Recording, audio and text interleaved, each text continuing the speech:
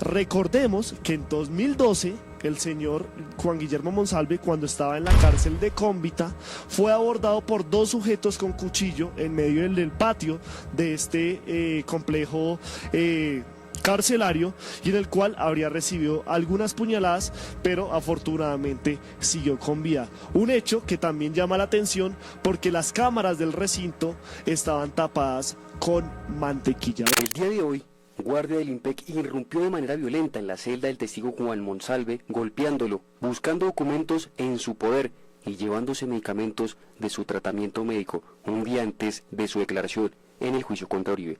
Eso se llama intimidación. Bueno, ustedes ahí pudieron ver lo último que se sabe de este juicio, además de la recusación presentada contra la fiscal Marlene Orjuela, la cual fue presentada por el abogado Jaime Granados, y que hasta el momento pues no se sabe quién resolverá esta situación. Vamos a ver lo que decía Iván Cepeda después de superar el impasse con la tutela presentada anteriormente contra la jueza, la señora Sandra Heredia, jueza 44 penal del circuito de Bogotá, y quien, o con la que buscaban que se apartara del juicio. Veamos lo dicho por Iván Cepeda.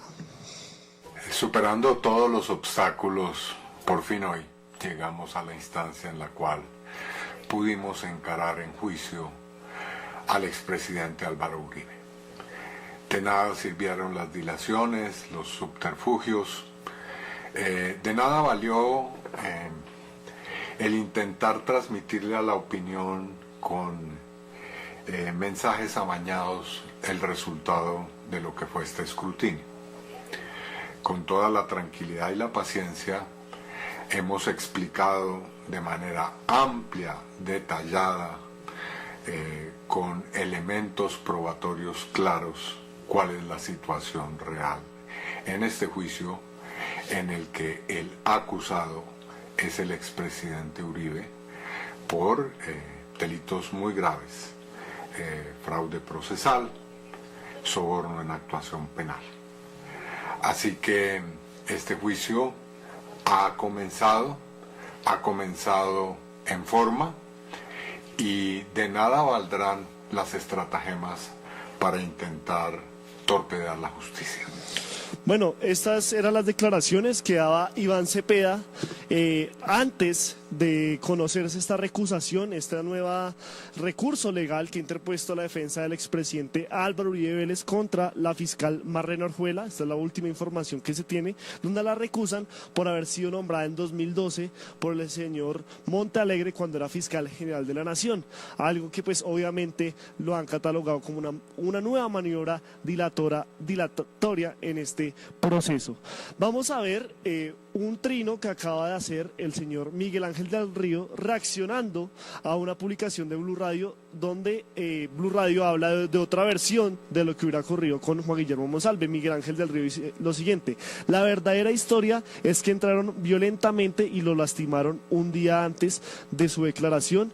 Esto es intimidación. Recordando que Juan Guillermo Monsalve va a dar su declaración el próximo jueves, o se esperaba esta declaración el próximo jueves, cuando pase al atril donde están los testigos y donde ya inició su testimonio el señor Iván Cepeda. Vamos a leer la información que presenta Blue Radio, donde dice: la Fiscalía informó que la defensa de Álvaro Uribe y a la representación de víctimas que el exparamilitar Juan Guillermo Monsalve se enfermó y por esta razón no asistirá a la diligencia programada para este miércoles 26 de febrero en los juzgados de Palo Quemado, donde debía testificar en el juicio por falsos testigos. Ante esta situación, la jueza Sandra Heredia escuchará en su lugar a su expareja de Yanira Gómez. Sin embargo, la denuncia del abogado Miguel Ángel del Río sobre un presunto abuso por parte del guardia del IMPEC generó preocupación. Ponen el trino de Miguel Ángel del Río y dicen que fuentes del IMPEC confirmaron a Blue Radio que se realizó un registro en la zona donde Monsalve se encuentra recluido bajo condiciones especiales. La inspección se llevó a cabo tras recibir información sobre la presunta tenencia de objetos prohibidos en la cárcel La Picota. De manera preliminar se conoció que durante un forcejeo con la puerta de la celda, un guardián del IMPEC lo habría lastimado. La situación ya fue informada a la ministra de Justicia, Ángela María Buitrago. Además, el propio Juan Guillermo Monsalve sostuvo un diálogo con el director de La Picota, asegurando que no le fueron retirados ni documentos ni los medicamentos correspondientes a su tratamiento médico. Recordemos que en finales del 2024 Juan Guillermo Monsalve sufrió un paro cardíaco, lo cual pues preocupó a muchas personas porque ya van al menos 7 testigos muertos en este proceso contra el expresidente Álvaro Uribe. Entonces hay versiones encontradas. Lo que dice por un lado el señor Miguel Ángel del Río, abogado de Yanira Gómez, ex esposa de Juan Guillermo Monsalve, donde dice que le reportaron que fue víctima de una golpiza, un atentado por parte de guardias del IMPEC, y ahora está de Blue Radio que dice que netamente fue por un forcejeo con la puerta de la celda y que un agente del IMPEC habría hecho pues este caso. Así que pues estamos a la expectativa. Igual es algo muy grave sabiendo que Juan Guillermo Monsalve es considerado uno de los testigos estrellas dentro de este proceso. ¿Y por qué es un testigo estrella precisamente sobre este caso tan importante y que tiene a portas del al presidente Álvaro Uribe Vélez de ser condenado por fraude procesal y soborno a testigos? Pues aquí el senador Iván Cepeda cuenta por qué el señor Monsalve tiene prácticamente lo que sería la verdad sobre lo sucedido en la hacienda Guacharacas. Escuchemos. El señor Monsalve dijo que había nacido en la población de Yarumal a finales de la década de 1970 y que en el año 1986 su familia había llegado a la hacienda Guacharacas. Luego de haber tenido esa experiencia, había llegado a Guacharacas y en Guacharacas se había convertido el señor Monsalve, padre, en mayordomo de la hacienda. En el año 1994, señaló, se había producido el ataque de la guerrilla a la hacienda. Concretamente, el mismo grupo que había mencionado ya el señor Pablo Hernán Sierra, el llamado bloque Bernardo López Arroyave del Ejército de Liberación Nacional, realizó varias agresiones contra la hacienda. Asesinó a un trabajador que era amigo del señor Monsalve, mencionó su nombre, señor Tobías Mira Sánchez, si no estoy mal. Mencionó que la guerrilla había sustraído ganado de la hacienda y que en un momento determinado había procedido a incendiar la casa principal de la hacienda. Todos esos hechos, según él, terminaron con la salida de la familia de la hacienda por un tiempo. En el año, dice él, finales de 1995, fue llamado por el señor Santiago Uribe a un edificio en Medellín y allí el señor Santiago Uribe le pidió que regresaran a la hacienda, cosa que efectivamente ocurrió. En el año 96, dice el señor Monsalve, comenzó en la hacienda la conformación de un grupo armado que terminaría siendo, según él, el llamado Bloque Metro. Bueno, ahí ustedes pueden observar la importancia que tiene este testigo estrella en este juicio contra el expresidente Álvaro Uribe. El señor Monsalve pues sería un testigo de primera mano de todo lo ocurrido en la hacienda Guacharacas y la conformación de un grupo paramilitar donde habrían participado presuntamente el expresidente Álvaro Uribe y su hermano Santiago Uribe, hablando del Bloque Metro, pero nosotros también pues tenemos información de otras conformación de otro bloque o de otro grupo paramilitar que sería el de los 12 apóstoles. Pero esta situación que se presenta con el señor Monsalve no es la primera vez que sucede. Recordemos que en 2012 el señor Juan Guillermo Monsalve, cuando estaba en la cárcel de Cómbita, fue abordado por 2 sujetos con cuchillo en medio del patio de este complejo carcelario y en el cual habría recibido algunas puñaladas, pero afortunadamente siguió con vida. Un hecho que también llama la atención porque las cámaras del recinto estaban tapadas con mantequilla. Veamos este suceso relatado por el senador Iván Cepeda. El hecho es que estando en el patio o en el corredor adyacente a su celda, dos individuos armados con puñales lo agredieron y lograron herirlo. El señor Monsalve pudo defenderse y salió pues herido, pero con vida del atentado. Recuerdo muy bien las circunstancias, porque inmediatamente tomé contacto con el director de la cárcel. Le solicité que de manera inmediata fueran tomadas todas las medidas necesarias para poner a salvo al señor Monsalve. Le pregunté en qué circunstancias había ocurrido el hecho. Me llamó poderosamente la atención de que la explicación que se dio era que Monsalve había estado involucrado en una riña con otros internos de la cárcel. Y digo que me llamó poderosamente la atención porque en este caso quienes estaban armados eran los agresores y no él. El señor Monsalve no estaba armado. Solicité de inmediato al director de la cárcel que las grabaciones de las cámaras, como en toda cárcel, esto es casi de perogrullo, hay vigilancia en todos los patios, celdas, corredores, las grabaciones en las que debía haber quedado registrado el hecho. Y de una manera inexplicable, el director me dijo que ese día la cámara en la que, o que debía registrar el sitio en donde está, o donde estaba la celda del señor Monsalve, había estado el lente de la cámara obstruido por algún material. Recordemos que en 2012 el entonces representante a la Cámara, Iván Cepeda, en medio de un debate de control político cuyo tema era la seguridad del señor Monsalve y los vínculos, presuntos vínculos paramilitares que tendría el entonces senador Álvaro Uribe Vélez, Juan Guillermo Monsalve fue trasladado a la cárcel La Picota después de este hecho que escribió en 2012 el señor Iván Cepeda.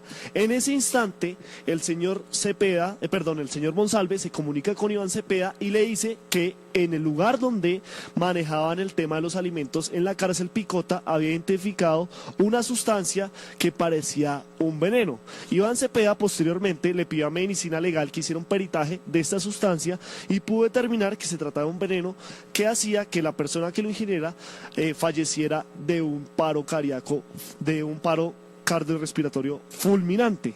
Algo que, recordemos, sucedió a finales del 2024 cuando Juan Guillermo Monsalve, recluido en un centro penitenciario, también pues en la cárcel Picota, fue víctima de un paro cardíaco que casi acaba con su vida y alertó sobre la situación que tenía el denominado testigo estrella, en este caso contra el expresidente Álvaro Uribe Vélez. También recordemos que Monsalve es ese testigo estrella, o también ha sido un punto de inferencia en este juicio, porque en 2018 el señor Carlos Eduardo López Calleja, conocido como alias Caliche, un reconocido contrabandista y negociante que ha tenido vínculos muy cuestionables y que obviamente paga una pena por diferentes delitos en la cárcel, se comunicó con el señor Monsalve para pedirle que se retractara sobre lo dicho contra Álvaro Uribe Vélez, algo que le hizo saber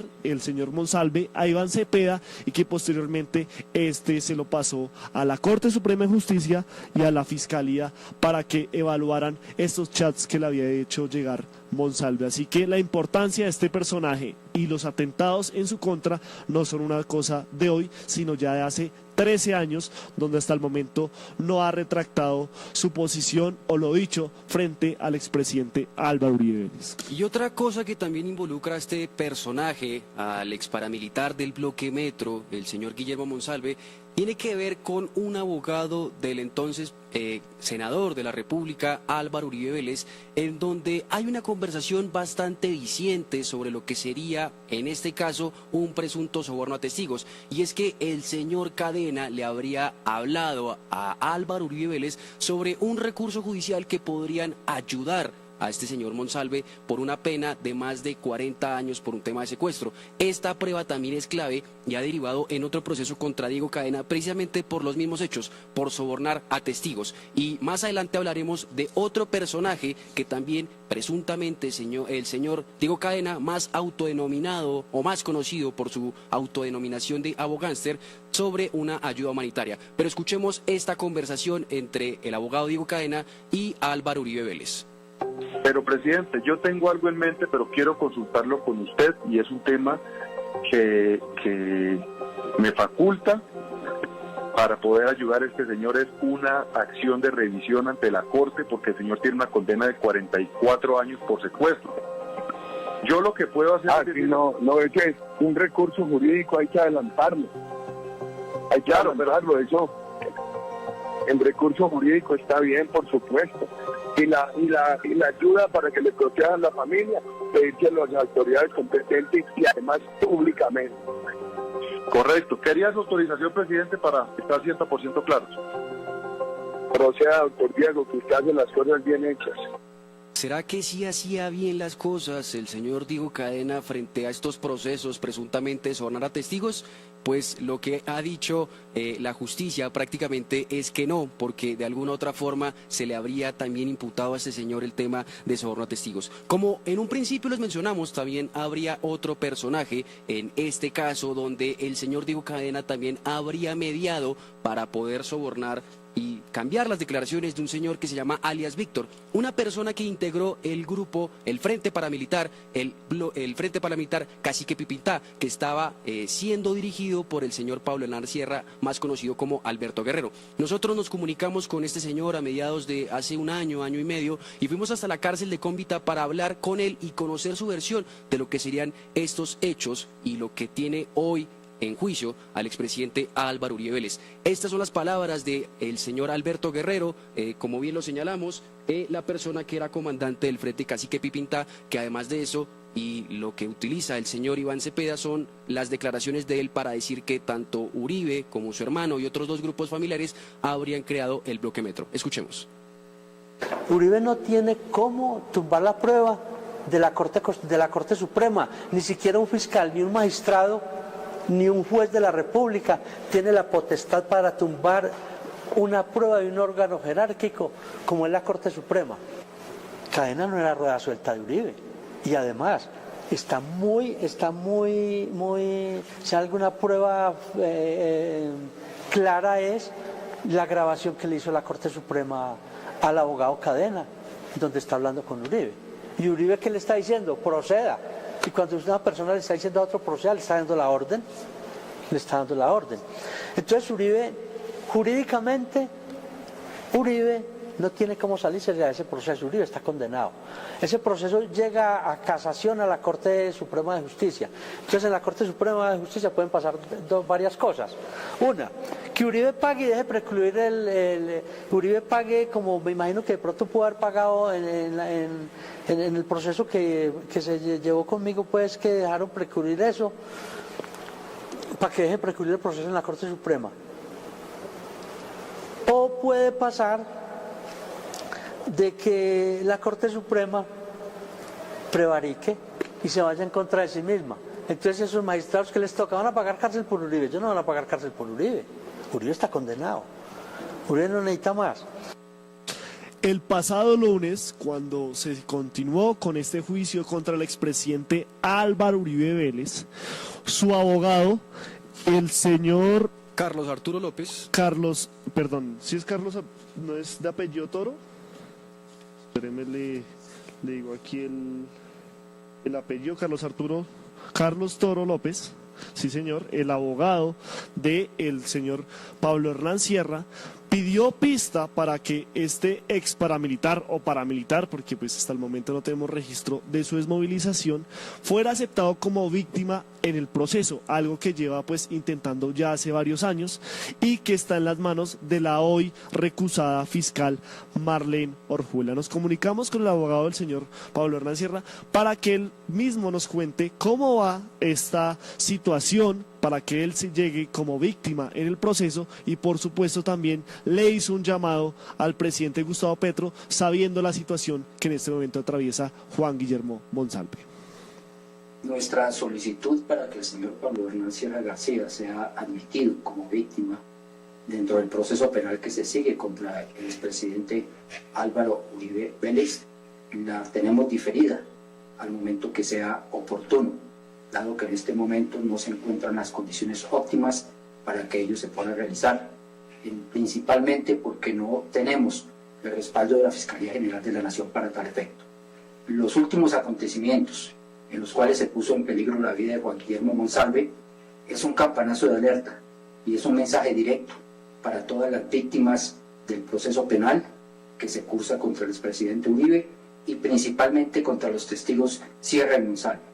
Como defensor del señor Pablo Hernán Sierra, solicito al gobierno nacional plenas garantías para que estos dos testigos clave de la acusación de la Fiscalía General contra el señor Uribe puedan comparecer al juicio libres de presiones y amenazas para que cuenten al país y al mundo la verdad de lo que conocen. Yo le solicitaría al presidente Gustavo Petro considere la posibilidad de nombrar gestores de paz a Monsalve y Sierra para sacarlos de la cárcel y bajo todas las garantías y todas las seguridades permitir que puedan comparecer al juicio penal y colaborar con la justicia y la paz total que busca el gobierno nacional. Bueno, esto es una declaración que llama poderosamente la atención, primero por la importancia que tiene el señor alias Alberto Guerrero en todo este proceso, porque recordemos que fue de los primeros excombatientes y paramilitares que se reunió con Iván Cepeda para manifestarle que podría ser un testigo para corroborar que el expresidente Álvaro Uribe Vélez y su hermano Santiago Uribe hubieran conformado el bloque Metro. Asimismo, las declaraciones de Pablo Hernán Sierra se han podido contrastar con las hechas por Juan Guillermo Monsalve, en las cuales pues coinciden en la llegada de la familia Monsalve a cargo del padre de este señor, que era el mayordomo de la hacienda Guacharacas y que posteriormente fueron testigos vivos, e incluso Juan Guillermo Monsalve hizo parte de esa conformación del grupo paramilitar en esa hacienda que entonces le pertenecía a los Uribe Vélez. Estamos a la expectativa de lo que pueda pasar también con la fiscal delegada ante la Corte, la señora Marlene Orjuela, por esta recusación. Esperaremos el día de mañana cuál es la decisión que tome la jueza sobre esta recusación, que es otra manera de dilatar el proceso, y por supuesto también de la decisión de esta fiscal si de aceptar o no como fiscal, como víctima en el proceso al señor Alberto Guerrero Pablo Hernán Sierra.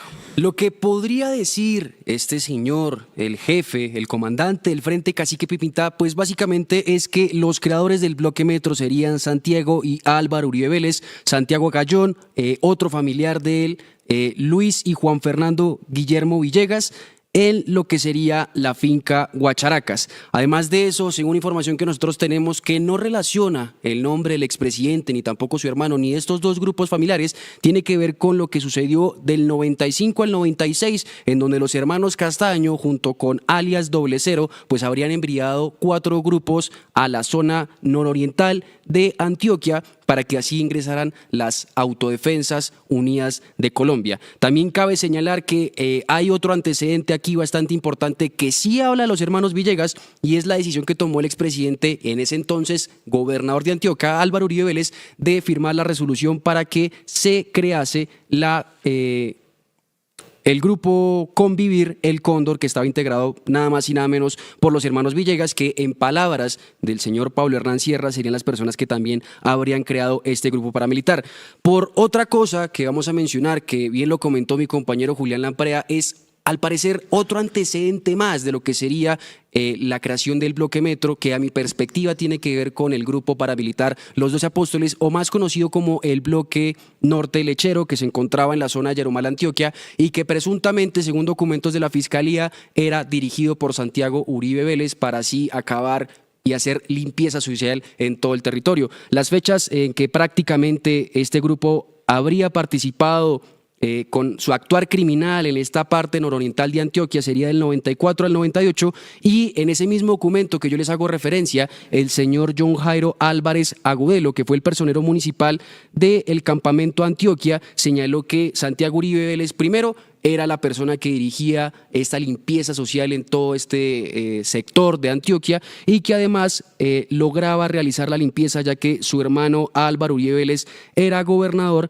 y encubría sus crímenes. Esta es básicamente la información que tenemos nosotros de lo que podría ser también el principio de lo que sería el bloque Metro, y lo que probablemente el señor Pablo Hernán Sierra, si es considerado víctima dentro del proceso, si habla como testigo, podría contar. Y además de eso, también cabe señalar que probablemente hable sobre otro soborno, otra forma de dañar las declaraciones que había hecho el señor Víctor, que fue una de las personas que integró su grupo paramilitar, el bloque Cacique Pipintá, en donde, pues como bien lo señalamos, el señor abogado Diego Cadena pues habría ido a su cárcel a entregarle supuestamente 200 millones de pesos como ayuda humanitaria, que después, en unas declaraciones bastante curiosas y dicientes, el señor Diego Cadena pues le comenta al fiscal Daniel Hernández que primero nunca había utilizado este recurso de ayuda humanitaria, y que además de eso pues él mismo, el abogado, habría redactado con su puño y letra supuestamente las declaraciones que iba a dar alias Víctor. Entonces ahí encontramos varias irregularidades, y probablemente esto es lo que sería el tema del señor Pablo Hernán Sierra. Y también pues hay que hacer el llamado a atención con lo que está pasando con Juan Guillermo Monsalve, porque ya al menos son 7 testigos los asesinados en este proceso. Hablamos del señor Francisco Villalba Hernández, ex paramilitar que afirmó haber participado en la masacre del Aro; Carlos Enrique Areiza, ex paramilitar que inicialmente testificó sobre nexos políticos con paramilitares, incluyendo a los 2 hermanos Uribe, y que en 2014 se retractó y posteriormente fue asesinado; Jaime y Luis Rivas, hermanos mencionados en algunos reportes como testigos potenciales en investigación sobre los 12 apóstoles; Juan Carlos Sánchez, otro hombre que ha surgido en publicaciones como en redes sociales, que por supuesto también fue asesinado después de relacionar a los Uribe con estos grupos paramilitares; y otros personajes también de este caso de los 12 apóstoles. Hablamos de El Relojero, los hermanos Múrera, Hernán Darío Zapata, alias Pelo de Chonta, y los Perveventi. O sea, Juan Guillermo Monsalve podría enlistar pues estos testigos, o podría unirse a esta lista de testigos asesinados durante este juicio contra el expresidente Uribe, que recordemos inició como tal, o sea, el proceso como tal inició en 2012, después de que Iván Cepeda, cuando era miembro de la Cámara de Representantes, hizo un debate para exponer los vínculos y estas declaraciones que recolectó por diferentes cárceles del país, y en el cual el expresidente Álvaro Uribe lo denunció hasta la Corte Suprema. Un proceso que avanzó, y por estas interceptaciones como las que ustedes acabaron de oír del señor Diego Cadena y el señor Álvaro Uribe, la Corte volteó el caso y puso a Álvaro Uribe como victimario y al señor Iván Cepeda como víctima, lo que obligó a hacer esa denominada jugadita, que ya se volvió pues un panorama, ya se volvió algo habitual aquí en Colombia, y es que un aforado, como lo era el expresidente y entonces senador Álvaro Uribe Vélez, renunció a su curul en el Senado para que la Fiscalía lo juzgara, y luego pasó el tiempo con Barbosa, con Marta Mancera, con Gabriel Jaimes y con todos estos fiscales delegados que simplemente pedían la preclusión del caso y actuaban como un defensor más del expresidente Álvaro Uribe Vélez. También hay que adicionar que en esta diligencia el testigo principal, que fue el señor Iván Cepeda, con el que inició este interrogatorio, que incluso fue cuestionado por el mismo expresidente Álvaro Uribe Vélez, habló de cómo la Fiscalía constató estos testimonios con una declaración.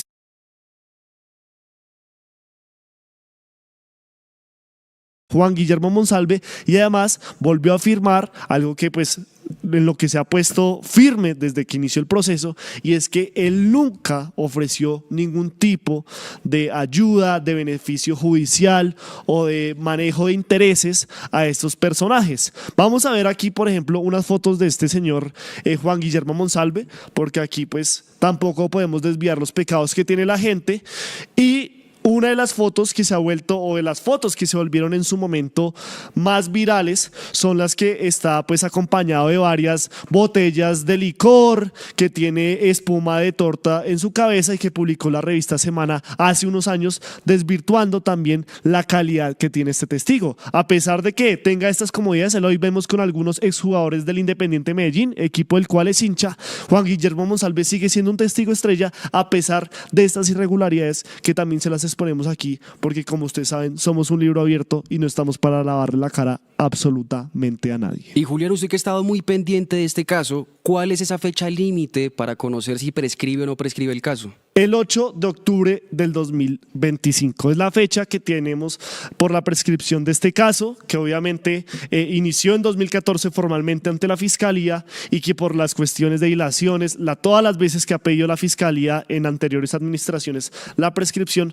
pues estamos al borde de llegar a esa fecha. O sea, a todos los teleoyentes que están viendo esta transmisión, prácticamente quedan más o menos 150 días para que el expresidente Álvaro Uribe Vélez no sea condenado por soborno a testigos ni fraude procesal. Algo bastante grave, porque igual, como le hemos denunciado aquí, estas formas de recusar, por ejemplo, a la fiscal, la señora Orjuela, Marlene Orjuela, pues sería también otra de esas jugaditas más que tristemente son legales y que tristemente son... Recordemos las que pasaron últimamente. O sea, inicia el juicio como tal, ellos se presentan, están en la diligencia normal, inicia el testimonio de Iván Cepeda, y el señor Jaime Lombana, como a las 5:30 de la tarde, le dice a la jueza Sandra Heredia: qué pena, es que estamos un poco cansados, ha sido un poco extenso, luego seguimos nosotros con el contrainterrogatorio de Iván Cepeda, podemos pasarlo para mañana. La señora pues acepta, a pesar de que siempre había una relación de fricción con el presidente Álvaro Uribe, que como siempre lo hace, ha querido interrumpir a la jueza cuando en un proceso como estos, pues ella es la que otorga la palabra. Vuelven al otro día, no se presenta la defensa de Álvaro Uribe Vélez, presentan una tutela contra la jueza Sandra Heredia, algo que el magistrado Ramiro Riaño del Tribunal Superior de Bogotá accede, suspende el juicio por un tiempo, y después de que lo suspende, 2 días después, mágicamente se acuerda que este señor Montealegre, exfiscal general de la Nación, en su momento había nombrado a su esposa en un cargo en la Fiscalía, pues cuando era la cabeza de este ente, y de algún modo se declara impedido, algo que vuelve a hacer que esto vuelva a otros magistrados del Tribunal Superior de Bogotá, que le dicen al presidente Uribe que no procede esto, que la jueza ha actuado en derecho. Vuelven a este juicio, inicia el testimonio contra Iván Cepeda, y ahora recusan a la jueza Marlene Orjuela, y también teniendo como contexto en ese mismo día que Juan Guillermo Monsalve recibe una presunta paliza por agentes del IMPEC en la cárcel Picota. Toda una novela la que tiene este juicio del expresidente Álvaro Uribe, que retoma mañana a las 8:30 de la mañana, transmisión del Tercer Canal, y que se espera que mañana continúe con el testimonio de Iván Cepeda, y el próximo jueves Juan Guillermo Monsalve, ex paramilitar y llamado testigo clave, pues se rinda su testimonio ante las diferentes partes interesadas en este proceso. Ayúdanos a seguir con nuestra labor periodística a través de nuestro NECI DaviPlata 310-779-3518. Se está evaluando es que más adelante sí sea para todos. Lo que necesita el país. Pedí que me sacaran de allá. Un agradecimiento a todos por su sintonía aquí en el Tercer Canal. Métase en la mente de un delincuente, de un ladrón. A una nueva entrega de periodismo sin corrección. Pasión todo locura y estamos muy contentos. De las calles del sur. Digo, la señora, ¿me da un expreso, por favor?